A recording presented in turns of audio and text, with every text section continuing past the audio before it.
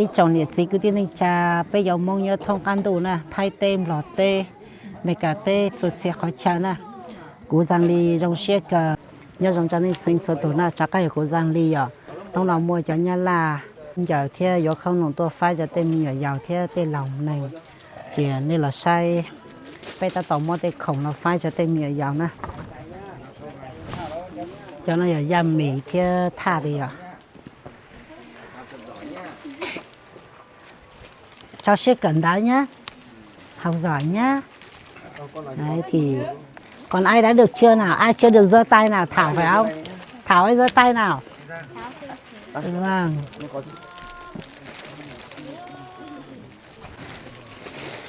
con ơi đứng đây đi ôi dồi đứng đây nào đứng đây để bố xem nào đấy đứng đấy đây đây sửa đây đứng im đây nhá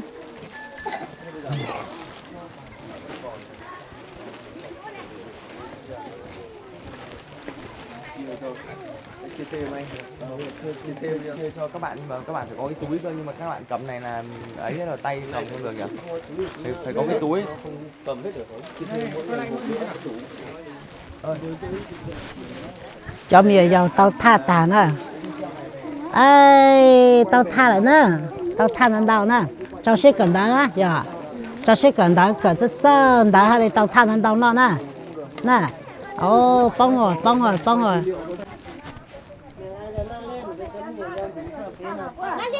hú chí ngay kịp bếp lá chảo lúc đó lên xô bây giờ mọi người hô to một câu này cho anh nhá mọi người phải hô to khi nào anh nói là xin chào tất cả mọi người trên TikTok ạ nào nói đi xin chào tất cả mọi người trên TikTok ạ các bạn à các bạn cũng được các bạn được xin chào tất cả các bạn trên TikTok ạ ok chưa ok phải đồng thanh nhá ok anh ngồi to lên nào lại nha to nhá bắt nhịp nào nào 1 2 3 nhá làm lại nào 1 2 3 xin chào các bạn ở trên TikTok ạ Xin chào các bạn ở trên TikTok ạ Hoan hô làm lại nhá lại nhá nào xin chào các bạn ở trên TikTok ạ để cho bạn nào đeo mic ạ bạn nào nói giỏi nhất nào bạn này đi bạn nào nói bạn này đi ở đây để bạn này đi nó mang cho anh một cái mic nữa để gắn cho một bạn nữa thấy không khai lốt sướng đây đấy ok bạn là hồng đó rồi hồng đó rồi hồng bố ở đây này bố đứng ra con đứng đây con bố xe nào đấy xin chào các bạn ở trên TikTok ạ cũng được ok nhá nói to như bác sĩ siêu âm nhá đấy được chưa nghe chưa nào chuẩn bị nhá mọi người chuẩn bị nhá nào mọi người chuẩn bị nhá rồi chuẩn bị nhá nào 2 3 xin chào các bạn ở trên TikTok ạ to nào vỗ tay Xin chào các bạn ở trên TikTok. bây giờ nó hát thuộc con rồi còn ai chưa để xong của em không đây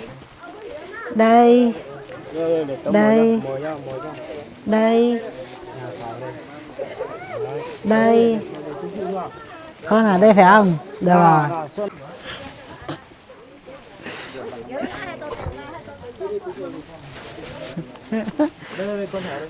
con để đây được rồi thế đây nhá mình được sửa nhá Chào các bạn ở trên TikTok ạ. bye bye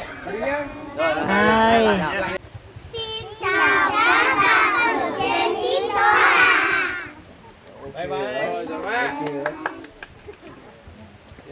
cháu nhà mình giỏi thế nhỉ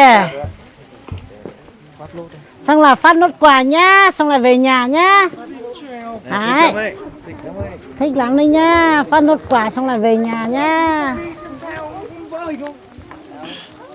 mình phải xa xa nhá đấy mình phải chịu khó học nhá. Chia đều hết cho các bạn đi về xong là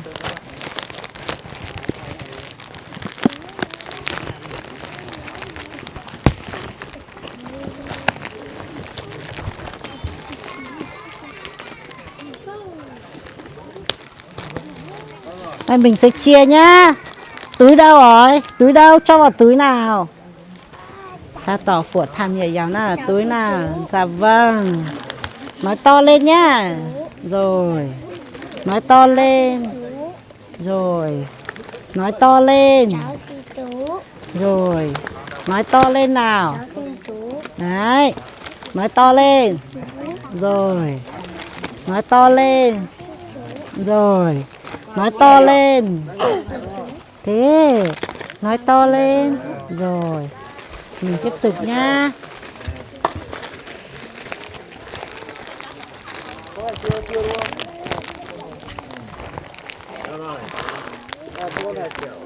Mở túi ra, mở túi ra, mở túi ra túi cả luôn đấy. Mở túi ra. Có thành chưa? Chưa có thành. Đấy, mở túi ra. Chưa có thành nhỉ? Có thành chưa? Có thành chưa? Có thành đúng không? Mở túi ra. Nào, này. Đâu rồi, cháu xin chú chưa? Đâu? Rồi, đâu? Rồi. Rồi. Con xin bố à? À, được. Đây. À. Rồi. Rồi.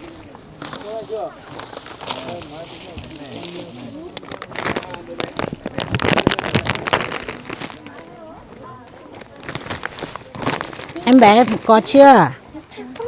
Cháu xin chú. Đây. Cháu xin chú. Rồi. Không đâu. Sơn đâu? Rồi. Đây. Túi đâu? Túi đâu? Cho túi vào đây. Cháu xin chú chưa? Đây. Rồi. Đây. À, giỏi thế nhỉ? Này. Nào, túi ra đâu? Đây. Đây, nói đi. Cháu xin ông chưa à? Không nói được hả không? Xinh gái thế mà không nói được á? À. Đâu? Rồi. Rồi, ok. Rồi.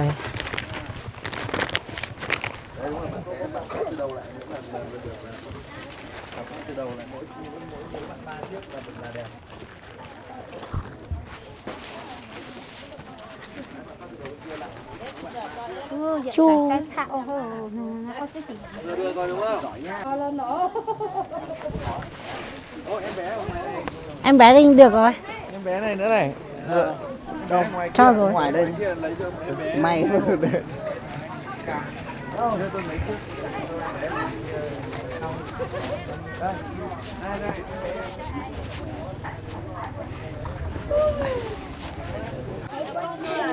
Mình học giỏi nhá. Cho xe cẩn đáo nhá. Nhá. Cho xe cẩn đáo nhá. Nhớ chưa? Cho xe cẩn đáo nhá.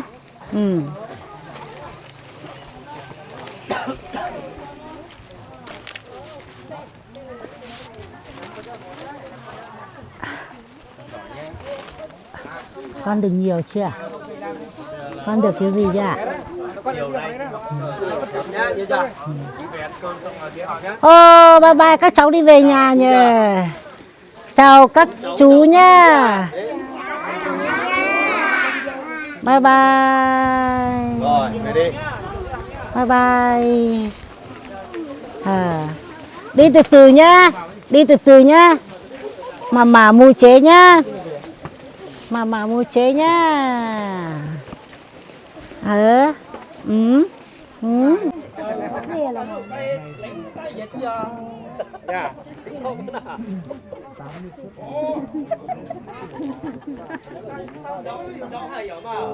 là ba cái món luôn trên máy thao tận đây là ba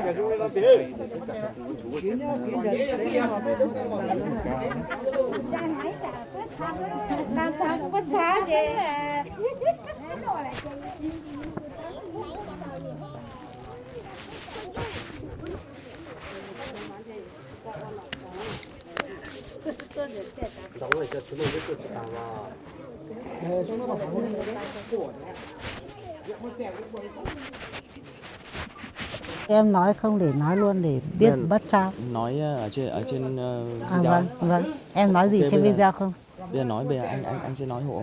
Vâng, anh sẽ nói hộ phải không? Vâng, đây. Rồi. Xin giới thiệu mọi người, đây là anh Giang Đi. Giang Ly xin chào tất cả mọi người ở trên fan TikTok của bạn bác sĩ siêu âm Idol nhé. Idol bác sĩ siêu âm nhé. Được Idol bác sĩ siêu âm thì Giang Ly cũng đối thoại với Idol bác sĩ siêu âm để xin được cái phần quà lớn lao để trao tặng cho bà con ở chỗ Giang Ly để nhận những cái phần thưởng, mỗi người một chiếc áo ấm trong mùa đông.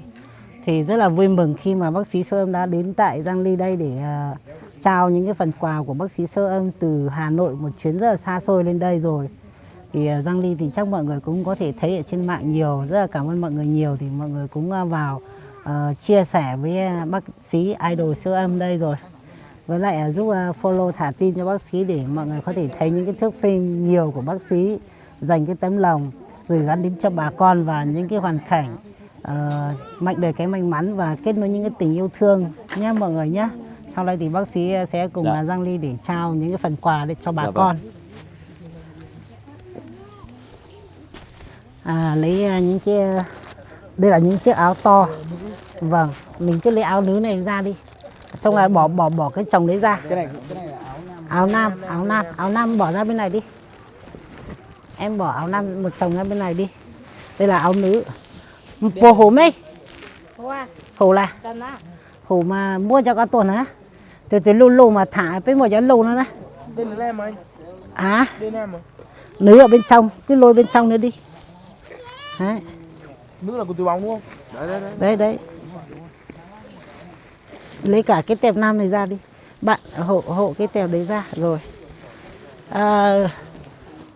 Phổ chó lua mày ná nhất la thì ná nhất la mà thả. Là hát lâu nữa xí ạ. Mày tới hát lâu vậy à? Nhớ rất lâu là. Chót là bê phổ cho chó ấy nhật lùa gió hả? Chót là phổ cho lùa gió mày tao náo hơn dạ. Sao sai rồi tao nữa?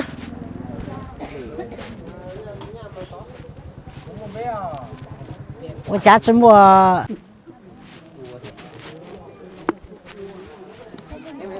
Bạn thử lấy máy vào lát tôi giờ. Mạng lag hay sao? Hỏi mọi người có lag hay không mà không thể nói gì luôn.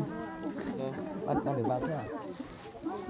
Ít chồng liệt sĩ cứ tiên linh trà bây giờ mong nhớ thông can đủ nè, thay tem lọt tê, mấy cả tê chuột xe khỏi chả nè.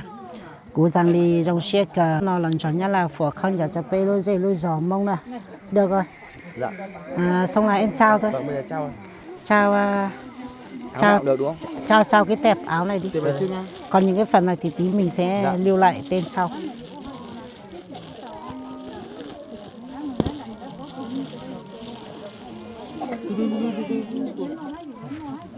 Rồi rút ra.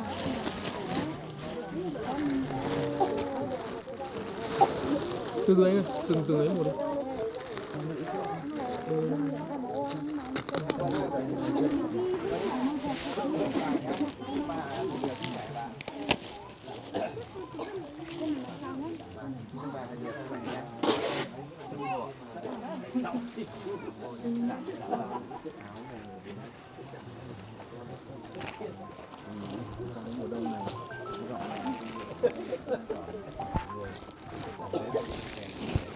Em chỉ thấy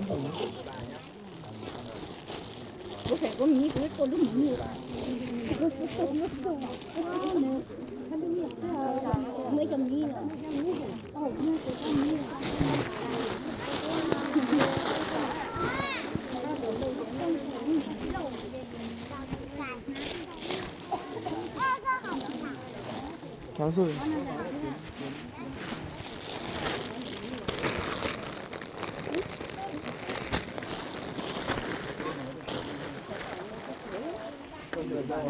Vừa nói xong này, nói được nhiều không? Không biết nói được nhiều à? Màu đen à? Nó già nó thì cái màu là vàng. Mới mùa đông này thì hy vọng là mình sẽ được ấm áp hơn. Xin nhá hả? Đấy rất là con người ở trên này rất là thật thà, rất là chất phác mọi người ạ. Hôm nay không có thử mặc luôn xem nào, thử mặc luôn xem nào, ấm không, vừa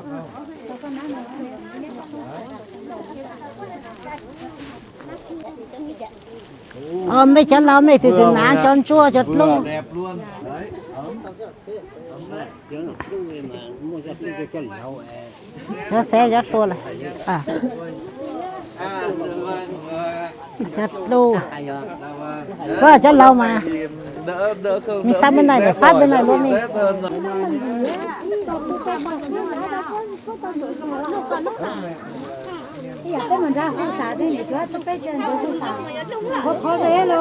Có nhiều lúc bây giờ. Đổi màu này. Đổi màu đen cho.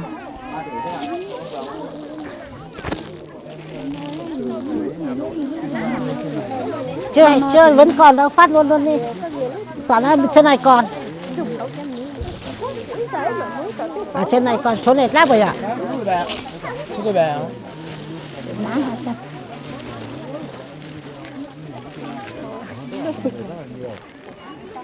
Đây. Bà con gửi cho bà. À, Toàn ơi, lấy quần áo, lấy áo nam về đây, lấy áo nam về đây. Lấy áo nam ở bên đấy sang bên này. Con dịch sang bên này. Phát luôn cho nào vậy? Phát luôn cho mấy ông hay sao? À, phát cho mấy ông luôn. Anh ơi, cái đấy để lại đi. Hết màu đen rồi. Hết màu đen rồi. Lên đó lên một cái không lên mà. Ông ơi. Đi đứng ra ngoài này một tí, còn nái luôn cho hả? Còn luộc cái nán cho. Nán cho chấn cho thật đó.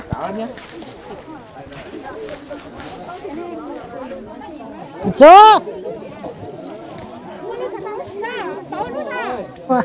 Có chất tàng nó sơn thì. Có chân nhiệt lúc có là. Có chân nhiệt lúc có mà có hơn nhiệt chân lâu nó là. Cho nó tàng lâu lại, có khái lâu lâu nữa tôi tao mà.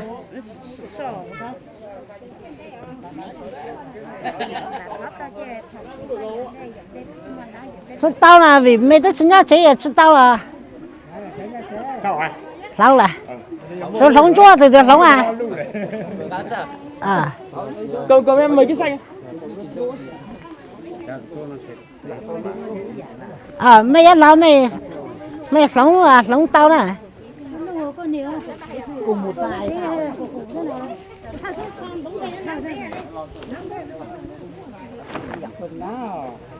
Chú có muốn đổi màu không ạ? Có đổi rồi. Dạ vâng, chú cảm ơn. Nhớ lên mà sống nè. Thằng nán cho lâu là nán chỗ là in nó nán chỗ là nán chỗ à.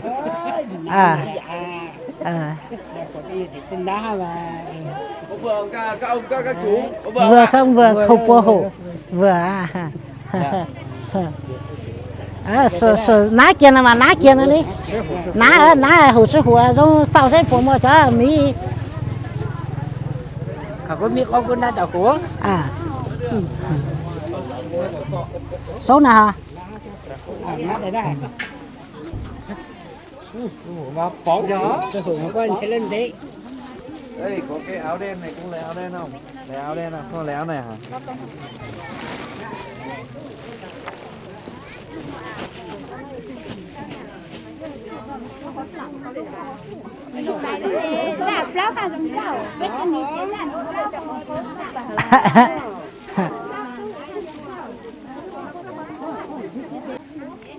Tất cả là 80 người mà.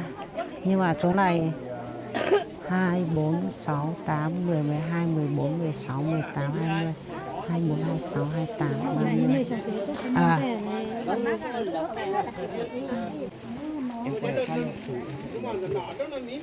Lúc thì đâu à? Có lúc, ok. Chặt lúc tao quay rồi.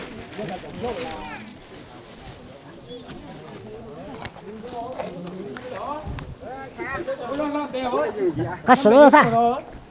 Để tin này.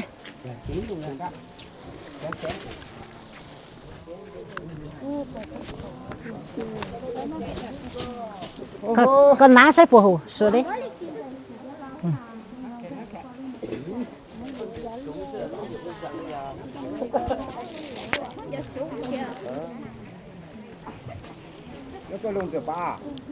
Tôi lục cái ná lấy bao mà. Để tin này.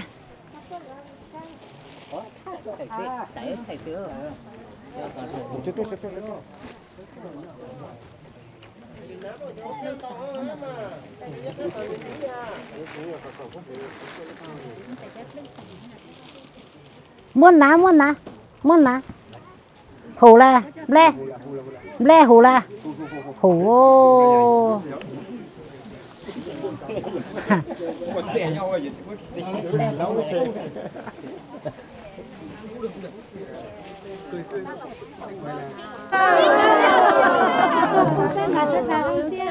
Mọi người rất cảm ơn nhá.